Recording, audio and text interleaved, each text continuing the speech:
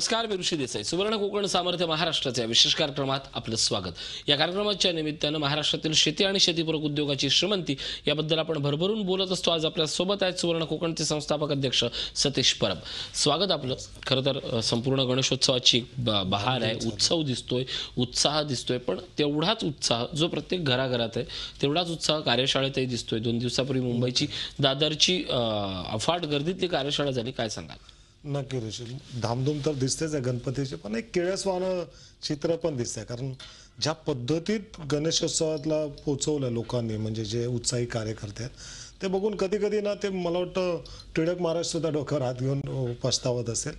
कारण ज्या पद्धतीत जे रूप आलंय ना, म्हणजे गाणी अशा पद्धतीनं ते काय ते बाई वाड्यावर या वगैरे, गणपती कुठे आणि गाणी कोणती आणि ते उत्सव माहोल बघून अक्षरशः तो किळसवाणा प्रकार चालू आहे. आणि आता उद्या मला वाटतं विसर्जन पण असेल. मला एकच सांगायचं होतं लोकांना की उद्या गणेश विसर्जनाबरोबर आपल्या मनात ज्या भ्रामक समजुती आहेत श्रीमंतीबद्दल, पैशाबद्दल, शेतीबद्दल, त्याचंही कुठेतरी विसर्जन झालं पाहिजे. आणि एक नव्या दमानं, नव्या उत्साहाने आपण पुन्हा या चांगल्या श्रीमंतीचं एक श्री गणेश सुरू केलं पाहिजे. कालच्या कार्यशाळेत एक वेगळं आगळं चित्र दिसलं मुंबईमध्ये. त्यातली एक व्यक्ती खूप घर करून गेली प्रत्येकाच्या मनात. ते जे सदग्रस्त होते ते मुंबई पोलीसमध्ये होते, रिटायर झालेले. खूप छान त्यांनी वर्णन केलं. त्यांनी सांगितलं की हा कार्यक्रम ते बघतायत, त्याच्यातून खूप काही करण्याचा कार्यक्रम बघून, त्यातला DVD वगैरे बघून ज्या पद्धतीत ते करतायत ते खरोखरच कौतुकास्पद आहे ऋषी. आणि त्यांच्यातला जो आत्मविश्वास होता ना, तो खूप काही आपल्याला सांगून जाणार होता. त्यांनी सांगितलं की मी मुंबई पोलीसमध्ये गेली 38 वर्ष मी नोकरी केली. ह्या 38 वर्षामध्ये मी ज्यावेळेस आता 2 महिन्यापूर्वी रिटायर झालो, 6 महिन्यापूर्वी, माझा शेवटचा पगार होता 37 का 38 हजार रुपये ग्रॉस. आणि हा 38 हजार पगार व्हायला मला आयुष्याची 38 वर्ष सेवा करावी लागली. आणि अशी सेवा जिथे कोणताही उत्सवाला सुट्टी नसते, कुटुंबाकडे लक्ष द्यायला वेळ नाही, मुलगा शाळेत जातो की कुठे जातो कशाचं काहीच माहीत नसतं, सगळ्या गोष्टीची तडजोड असते, कुटुंबासाठी एवढा त्याग करावा लागतो. आणि त्याच्यानंतर पदरी येतात हे तुटपुंजा पगार. आणि जो 38 हजार पगार घ्यायला मला 38 वर्ष लागली, तोच मी आता साहेब शेळीपालन सुरू केलं आहे. मला शेळीपालन सुरू करून 1.5 महिना झाला आहे.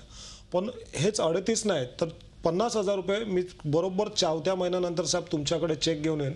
4 महिन्यानंतर माझं मंथली इन्कम हे 40 हजार किमान असेल या शेळीपालनातून.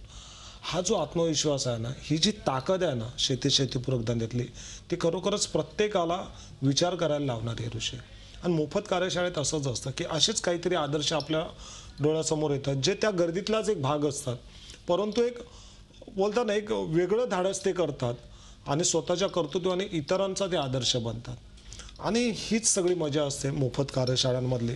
कारण तिथे कोण वक्ता नसतो, कोण व्याख्याते नसतात, तर तीच लोक असतात जी काहीतरी एक धाडस करतात आणि एक छान पद्धतीत व्यवसाय चालू करतात. नक्कीच आपण मोफत कार्यशाळेसंदर्भातच एक महत्त्वाची माहिती देऊया. 17 सप्टेंबरला पनवेल येथे मोफत कार्यशाळा होती आणि या कार्यशाळेमधनं तुम्हाला तुम्ही कोण आहात, बेसिकली आपल्याकडे सगळ्या लोकांमध्ये हाच प्रश्न असतो की मी कोण आहे, मी काय करू शकतो. या प्रश्नांची उत्तर कुठल्या पुस्तकात नसतात आणि हे सांगणारे गुरु फार कमी असतात. पण सुवर्ण कोकण त्या सगळ्यांसाठी एक गुरु बनून येतं. तुम्ही कोण आहात आणि तुम्ही काय करू शकता हे उलगडून सांगणार आहेत. 17 सप्टेंबरला पनवेल येथे कार्यशाळा आहे आणि यात जर सहभागी व्हायचं असेल तर त्याला फी नाही आहे, पण तुम्ही येणार आहात त्याची एंट्री करणं आवश्यक आहे. या क्षणी स्क्रीनवर दिसणाऱ्या नंबरशी आपण त्याची एंट्री करा.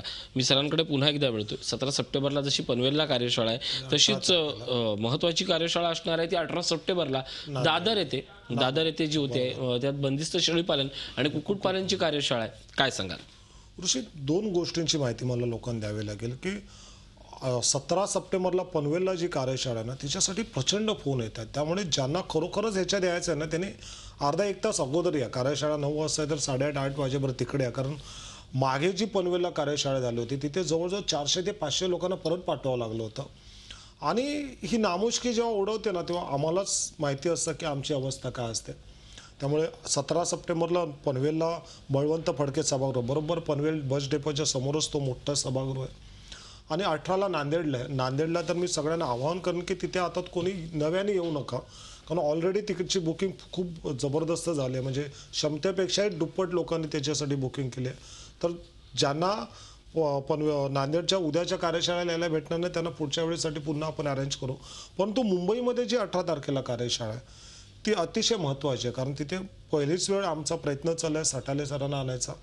कारण शेळी पालनातलं अतिशय बोलतात ना सखोल आणि विस्तृत प्रशिक्षण असेल. कारण कालच्याच रविवारी जेव्हा सोमवारी मुंबईमध्ये जी मोफत कार्यशाळा झाली होती, तिथे आलेल्या प्रत्येकाने आपली सीट ऑलरेडी तिथे नोंदवली आहे. त्यामुळे मुंबईतल्या कार्यशाळेमध्ये पण तशाच आसन क्षमता खूप कमी आहे. त्यामुळे खूप कमी लोकांना तिथे सामावता येईल. त्यामुळे ज्यांना खरोखरच जायचं त्यांनी आताच हे करा. कारण सटाले सरांकडनं जर तुम्ही 2-3 तासाचं एक लेक्चर घेतलं ना ऋषी, कारण जे बारकावे खाचखळगे जे असतात ना, म्हणजे त्यांच्या वक्तृत्वाचा एक उत्कृष्ट नमुना ना, की ते प्लस पॉईंट सांगत नाही, ते मायनस पॉईंट सांगतात. ते अडचणी काय असतात ते सांगतात आणि त्या अडचणींवर मात कशी करून एक यशस्वी शेळीपालक होऊ शकतो ना, ह्याच्यावर त्यांचा भर असतो. त्यामुळे सटाले सरांना ऐकणं म्हणजे एक स्वर्गीय अनुभव असतो. त्याचबरोबर कुक्कुटपालनावरती आपण मुख्य जोर देतो. कारण कुक्कुटपालन हा असा एक व्यवसाय आहे ना, तो कमीत कमीत पैशात, कमीत कमीत जागेत आणि कमीत कमीत वेळात तुम्ही सुरुवात करून एक चांगली श्रीमंती त्याच्यात आत्मसात करू शकता. त्यामुळे या 2 विषयावरती प्रमुख मार्गदर्शन आहे. आणि हे शेतीपूरक धंदे एक निमित्त झालं ऋषी. आपण फक्त ह्याच विषयावरती जोर देतो की कसं तुम्ही तुमच्या कुटुंबाला चांगले दिवस दाखवू शकाल, तेही कोणाच्याही पुढे हात न पसरता स्वाभिमानाने स्वतःच्या हिकमतीवर तुम्ही कसा अल्पावधीत स्वतःला श्रीमंत करू शकाल, हे दाखवण्यासाठी आपल्याला ह्या कार्यशाळांचं वगैरे आयोजन केलं जातं. आणि आजपर्यंत अभिमानाने सांगावं लागतं ऋषी की आजवर लाखो लोकांनी स्वतःचे उद्योगधंदे चालू केले. आपल्याकडे शिलेदार होण्यासाठी चढावड असते. आणि सगळ्यात महत्त्वाची गोष्ट काय माहिती आहे, ही अशी पहिली संस्था असेल, इथे जर तुम्हाला कल्पना नसेल की अश्वमेधचं शिलेदार हे जे पद आहे ना, हे सन्मान्य पद, म्हणजे तो हॉनरेबल आहे. तिथे कोणती फी लागत नाही. अश्वमेधचं शिलेदार होण्यासाठी कसल्याही प्रकारची फी भरावी लागत नाही. पण अट मात्र एक वेगळीच असते. ती अट अशी असते ना की जो शिलेदार असतो सुवर्ण कोकणचा, ज्याला आम्ही लाईफ मेंबर बोलतो, त्या शिलेदाराला सर्वात प्रथम स्वतःला उद्योगधंदा सुरू करावा लागतो. म्हणजे तुम्हाला जर अश्वमेधचे शिलेदार व्हायचे, कारण अश्वमेधच्या शिलेदारामध्ये पहिली गोष्ट असते एक प्रतिष्ठा, आणि दुसरी गोष्ट असते की सगळ्या कार्यशाळा वर्षभरातल्या ह्या त्याला मोफतपणे करता येतात. आणि मग त्यासाठी त्याला अट असते की त्याने स्वतःचा धंदा चालू केला पाहिजे, कोणता तरी उद्योगधंदा. आणि एवढ्यावर न थांबता त्याला स्वतःसोबत इतर किमान 2 लोकांना तरी उद्योजक म्हणून घडवावं लागतं. आणि जी काय त्याला मदत करायची असते त्या 2 लोकांना, ती निस्वार्थ भावनेने कोणताही 1 रुपया न घेता प्रामाणिकपणे मदत करायची असते. हे 2 कॅटेगरीमध्ये जर एखादा शिलेदार यशस्वी होतो, तेव्हाच त्याला अश्वमेधचं शिलेदार म्हणून सन्मानित करण्यात येतं. त्यामुळे मला वाटतं अशी पहिली संस्था असेल, इथे शिकायलाही फुकट भेटतं, कोणताही पैसा द्यावा लागत नाही. पण अट ही असते की त्याने स्वतःचा जो श्रीमंती असते ना, ती आत्मसात करायची असते, तीही किमान 1 महिन्याच्या आतमध्ये. खरं ते सोपं असतं का? कारण अनेक जण असं म्हणतात की कुठलाही उद्योग व्यवसाय सुरू करणं हे तुमच्या हातात नसतं, तर ते परमेश्वराच्या हातात असतं, बँकांच्या हातात असतं, तुमच्या घरातल्या लोकांच्या हातात असतं. तुमच्याकडे फक्त तुम्ही कष्ट करणं, म्हणजे ॲज अ मजूर म्हणून कष्ट करणं एवढंच असतं. पण मालक होणं, स्वतःचं स्वप्न बघणं एवढं सोपं असतं का? तुमच्या शिलेदारांचे काय अनुभव आहेत? नाही, हे सोपं नसतं, हे अवघड असतं, अतिशय अवघड असतं. पण अशा लोकांसाठी अवघड जातं ज्यांचा स्वतःवरती विश्वास नाही. आणि ज्याचा स्वतःवरती विश्वास नसतो ना, मग तो परमेश्वरावर विश्वास ठेवतो, मग तो नशिबावर विश्वास ठेवतो. आणि अशा लोकांची गर्दी तुम्हाला ते भोंदू बाबा, बुवा किंवा तांत्रिक, ज्योतिषी अशा लोकांकडे भेटते. पण ज्यांचा स्वतःवरती भरोसा आहे, स्वतःच्या गरिबीबद्दल, दारिद्र्याबद्दल ज्याला चाड आहे ना, त्याच्यासाठी मात्र हे सोपं असतं ऋषी. आणि असं सोपं नुसते वाटलेलं नाही, पण ज्यांनी हे सोपं आहे हे सिद्ध केलं आहे, असे हजारो नव्हे लाखो शिलेदार तुम्हाला महाराष्ट्रभरात दिसतील. त्यामुळे माझ्या मते किंवा माझ्या शिलेदारांच्या सगळ्यांच्या मते हे अतिशय सोपं आहे. गरज फक्त एक आहे, तुमची आतमधून आग किती पेटली आहे, तुम्हाला तुमच्या लाचारीबद्दल किती चीड आहे, हे महत्त्वाचं आहे. आणि आजपर्यंत जे यशस्वी झाले ते हेच लोक आहेत ज्यांना खूप राग आला होता. कारण होतं काय माहिती आहे ऋषी, नुसती गर्दी नको आपल्याला. अन्यथा तुम्हाला सगळीकडे सुवर्ण कोकणचे हेडिंग दिसले असते, जाहिराती दिसल्या असत्या, खूप काही गोष्टी दिसल्या, पण असं कुठेच नाही आहे. मग हे अंडरकरंट, खूप लोक असं सांगतात की साहेब हे अंडरकरंट खूप आहे, प्रत्येक घराघरात ही खतखत आहे की काहीच आजपर्यंत नाही करता आलं तर जा सुवर्ण कोकणची मोफत कार्यशाळा कुठे पनवेल आहे, कुठे कुठे बघ, आणि पहिले ती कार्यशाळा. आणि कार्यशाळेत आल्यानंतर त्या आईवडिलांचे, त्यांच्या कुटुंबातले जेव्हा फोन येतात आणि प्रत्यक्ष कार्यशाळेत येऊन जे अनुभव सांगतात ना, ते अतिशय थक्क करणारे असतात. कोणाला त्यात जादू वाटते, कोणाला त्यात एखादा चमत्कार वाटतो, पण हा चमत्कार वगैरे असा काही नाही आहे. तुमच्या मनगटावर आणि मस्तकावर जर तुमचा विश्वास असेल तर या सगळ्या गोष्टी, हा सगळा पैसा, ही सगळी श्रीमंती अतिशय सोपी आहे, प्रत्येकजण ती आत्मसात करू शकतो. ही अतिशय श्रीमंती सोपी असते, पण गरज असते तुम्ही श्रीमंत आहात आणि तुम्ही श्रीमंत बनाल हे स्वतःला पटवून देण्याची. आणि अशाच माणसांसाठी पुढची कार्यशाळा आहे. 18 सप्टेंबरला दादर येथे कार्यशाळा होते आणि या कार्यशाळेत तुम्हाला शेळीपालन आणि कुक्कुटपालन यातील श्रीमंती उलगडून दाखवली जाणार आहे. केवळ अनुभव, मार्गदर्शन नाही, तर तुम्ही हे करू शकता हा आत्मविश्वासही त्याच्यासोबत तुमच्याकडे डिलिव्हर केला जाणार आहे. जर तुम्हाला या कार्यशाळेत सहभागी व्हायचं असेल तर आवर्जून सुवर्ण कोकणच्या रजिस्टर नंबरशी संपर्क साधा. एक छोटासा ब्रेक, पात्रा सुवर्ण कोकण सामर्थ्य महाराष्ट्राचे.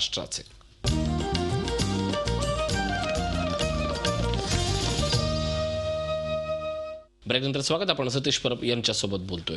मला सांगा की अजूनही ज्या कार्यशाळेमध्ये येणारे किंवा मोफत कार्यशाळेमध्ये येणारे जे अनुभव असतात ते फार महत्त्वाचे असतात. कारण पहिला अर्धा तास लोकांमध्ये प्रश्न असतो, संभ्रम असतो, मला हे शक्य होईल का, आणि नंतर मात्र मी एवढ्या लेट का करतो हा स्वतःला विचारला जाणारा प्रश्न असतो.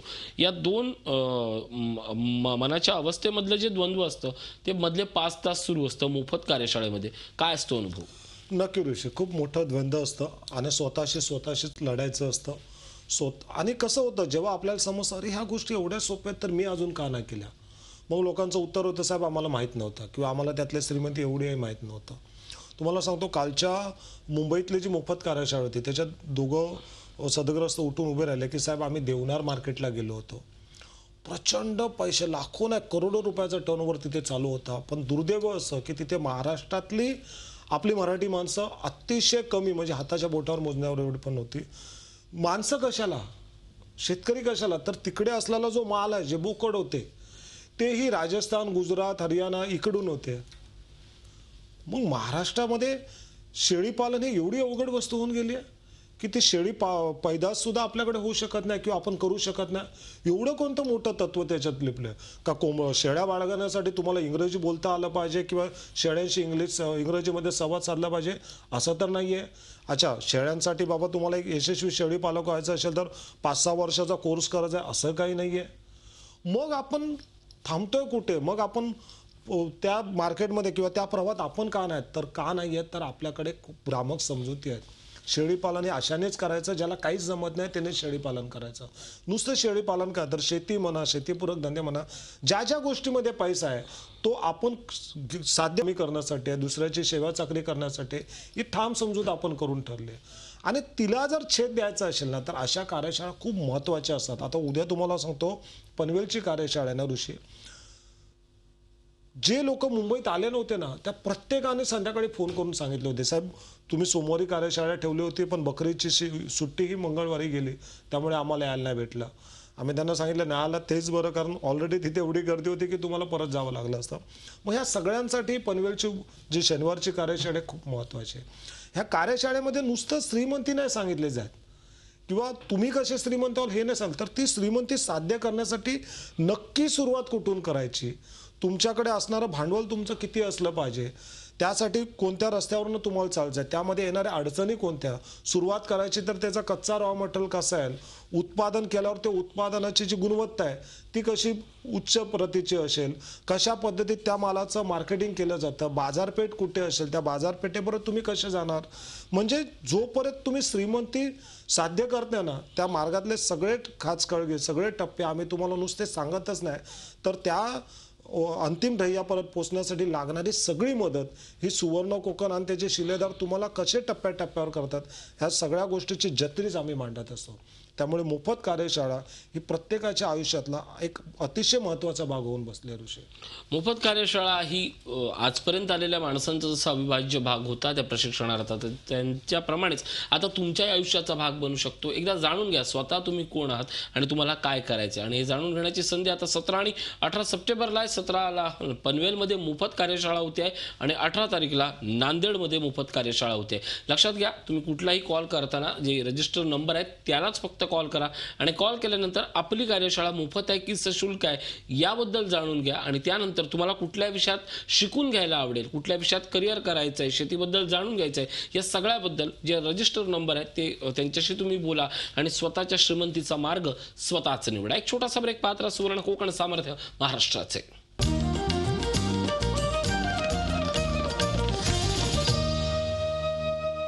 ब्रेकनंतर स्वागत. आपण बोलतोय सतीश परब यांच्यासोबत. पण तत्पूर्वी आठवण एका मोठ्या कार्यशाळेची 18 सप्टेंबरला कार्यशाळा दादर येथे होते आणि या कार्यशाळेत बंदिस्त शेळीपालन आणि कुक्कुटपालन या विषयावर भरभरून बोललं जाणार आहे. आपण बोलतोय परब यांच्यासोबत.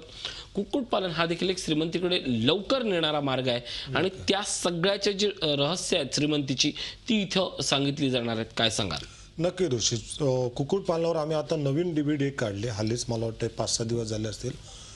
5 भाग आहेत त्याचे DVDचे आणि त्या 5 भागात अशा पद्धतीत सांगितले ना ऋषी, म्हणजे कोंबडी पालन करायचं तर नक्की काय करायचं, कुठून सुरुवात करायची, किती पैसे तुमच्याकडे हवे, कोंबडी पालनामध्ये अंडी देणाऱ्या कोंबड्या कोणत्या, मांस देणाऱ्या कोंबड्या कोणत्या, कोणत्या कोंबड्या तुम्हाला वर्षाला तिच्या कालावधीत वर्षभराच्या कालावधीत 300 ते 350 अंडी देऊ शकतात, कोणत्या कोंबड्या ह्या तुम्हाला अतिशय उच्च भावाने, म्हणजे नुसतं कडकनाथ तर नाही, अजूनही काही जाती आहेत त्या तुम्ही कशा हे करू शकता, तिची पैदास करू शकता, कोंबड्यांची हेचरी कशी चालू करायची असते, कशा पद्धतीत त्याच्यात प्रचंड नफा घ्यायचा होतं, गावरान कोंबड्या कोणत्या असतात, त्याच्या विकसित केलेल्या जाती कोणत्या, त्याची देखभाल कशी, कारण प्रत्येकाचं अर्थशास्त्रच नव्हे तर खाद्यशास्त्र पण वेगवेगळे आहे. गावरान कोंबड्यांसाठी खाद्य वेगळं असतं, त्याचं प्रमाण वेगळं असतं, देशी ज्या बॉयलर कोंबड्या असतात त्याचं प्रमाण वेगळं असतं आणि जर बॉयलर कोंबडीचं पासून तुम्हाला जर सुरुवात करायची असेल तर नक्की तुमच्याकडे कोणती पात्रता असली पाहिजे, कशा पद्धतीत ते केलं जातं,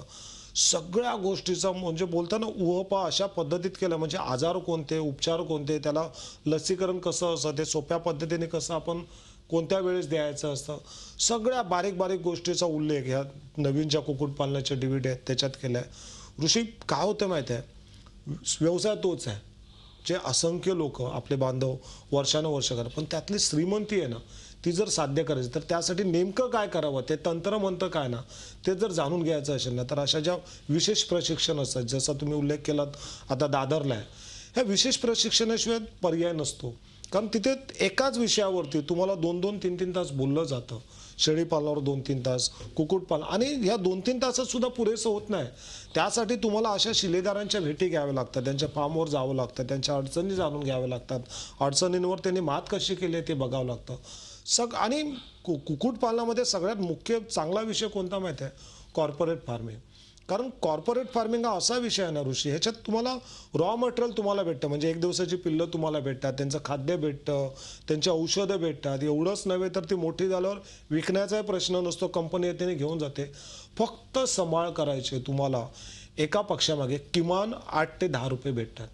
विचार करा ऋषी, 4 ते 6 महिने जे या चळवळीत आले आणि त्यांनी आता कॉर्पोरेट फार्मिंग चालू केलं, त्या एका शिलेदाराचं महिन्याचं उत्पन्न हे 70,000 लाखाच्या घरात आहे.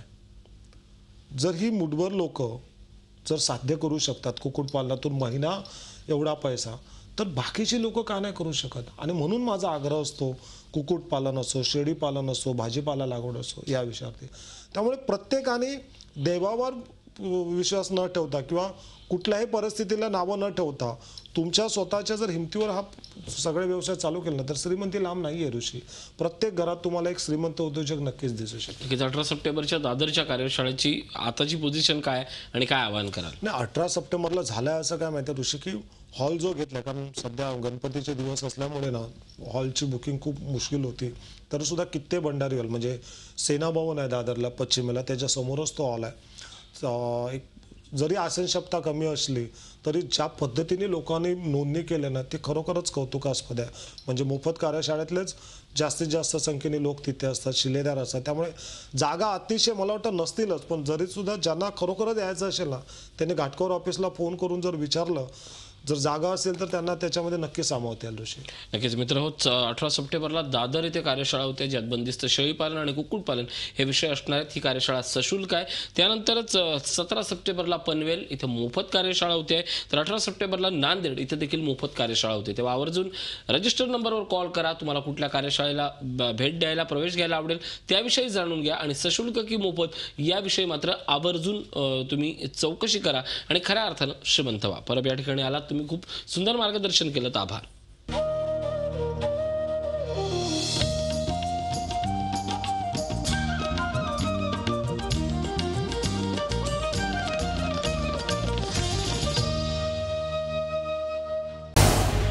झी 24 तास रहा एक पाऊल पुढे.